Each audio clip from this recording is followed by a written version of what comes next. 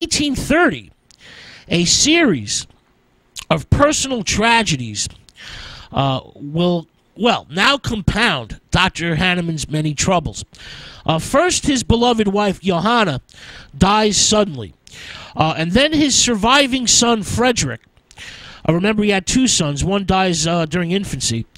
His surviving son, Frederick, who suffers from mental illness, kind of goes bonkers. He goes on a rampage, disappears, and is never heard from again.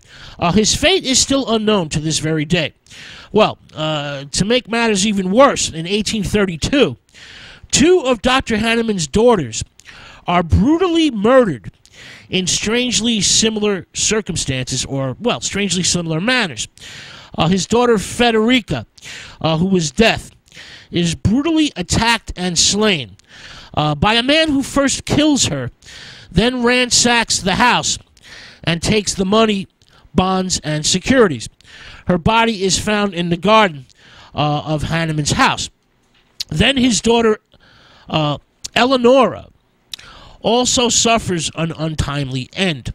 Her body is discovered drowned in Pheasant's Pond, which is near the city of Croton. Now, her lawyer, who also happens to be her lover, was the suspected killer. This gentleman is quickly arrested. Eleonora had bequeathed her fortune to him just days before her mysterious death. The lawyer/lover goes on trial, but he is acquitted due to lack of evidence. Then he commits suicide. Dr. Hahnemann's life at this point has become a type of weird soap opera, and he has grown very tired and very old. Then, out of the blue, at the ripe old age of 80, a new, much younger woman enters Dr. Hahnemann's life, and romance blossoms. A young, attractive, well-connected French artist becomes his patient, then his student, then his lover, and finally his wife, Melanie Marie de Heavily-Gautier, who is, 30 years old. Now remember, he's 80.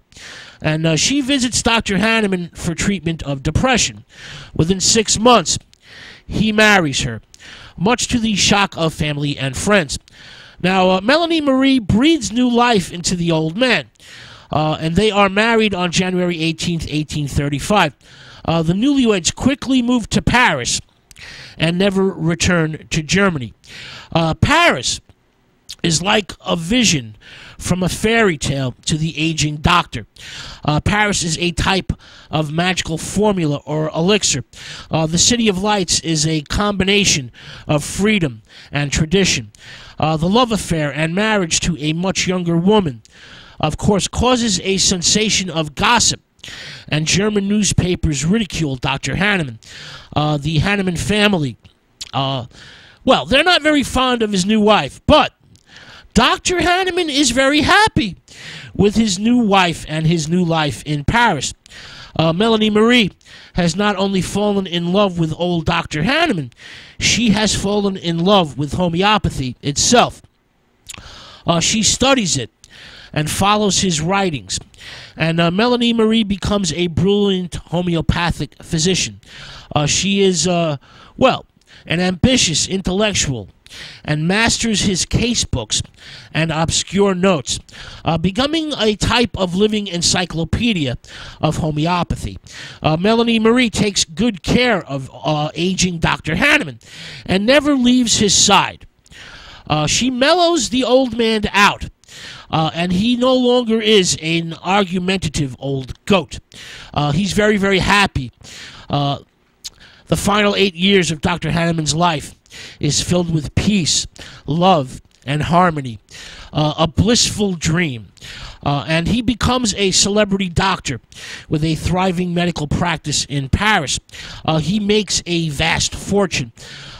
He becomes the preferred physician for the rich and famous. But of course, Dr. Hahnemann, who loves humanity and is a man of conscience, will always treat the poor for free. He sets up a clinic to offer free treatment for the poor. Dr. Samuel Hahnemann dies in Paris of bronchitis on July 2nd, 1843. His life, a road of hardship, tragedy, persecution, but ultimately love, happiness, and triumph. He is buried first in Montmartre in France, then later reinterred in a grandiose, rather impressive tomb inside the most prestigious cemetery in Paris, Père-Lachaise, the resting place of, the necropolis for famous poets, novelists, musicians, and celebrities, people like Edith Piaf, Frederick Chopin, and Jim Morrison, just to name a few. Now, after his death, a few decades after his death, a monument is raised to Dr. Hahnemann in Washington, D.C., and his theories and practices of natural healing will spread all over the world. All right.